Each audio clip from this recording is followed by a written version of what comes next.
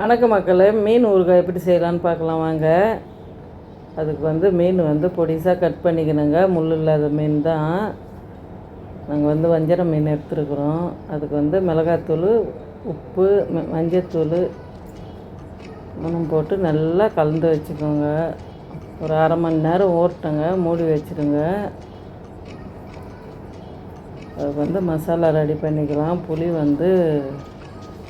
50 gram புளி போட்டுங்க. எங்களது அரை கிலோ மீன் இருக்கும். அரை கிலோவுக்கு அதிகமாக தான் இருக்கும் மீன்.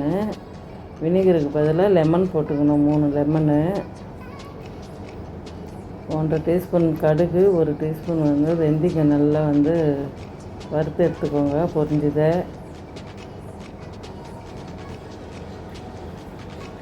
கருகு வைக்காதீங்க, கசப்பு வந்துடும் மீன் ஊறுகாய். அதை அரைச்சிக்கணுங்க. நல்லா நைஸாக பவுட்ரு மாதிரி அரைச்சிக்கணும். அதை அரைச்சி ஓரமாக எடுத்து வச்சுக்கோங்க. அடுப்பில் எண்ணெய் ஊற்றிடலாங்க. எண்ணெய் காயிட்டும்.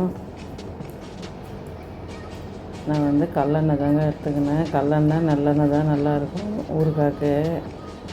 எண்ணெய் காய்ஞ்சது மீன் பொரிச்சு எடுத்துக்கலாம்.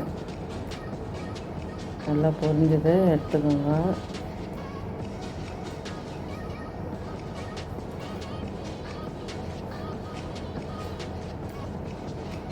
நாங்கள் கேசரி பவுட்ரு எதுவும் போடலைங்க. காஷ்மீர் மிளகாத்தூள் தான் போட்டோம். அதே எண்ணெயில் கடுகு போட்டுக்கோங்க. காஞ்ச மிளகாய் போடுங்க, கருவேப்பிலை போடுங்க. நல்லா பொரியட்டும்.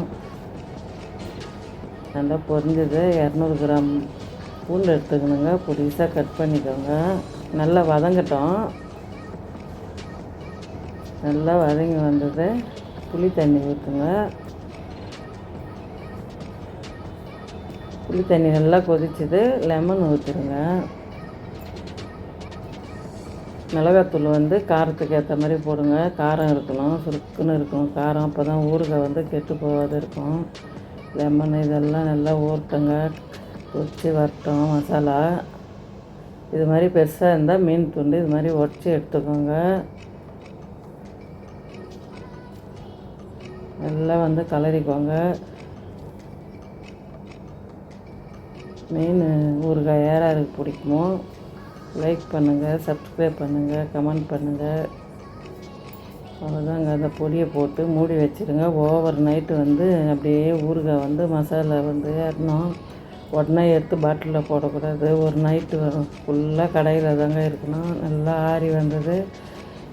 சூப்பரான மீன் ஊறுகாய் ரெடி ஆயிடுச்சு. பிடிச்சிருந்தா லைக் பண்ணுங்கள்.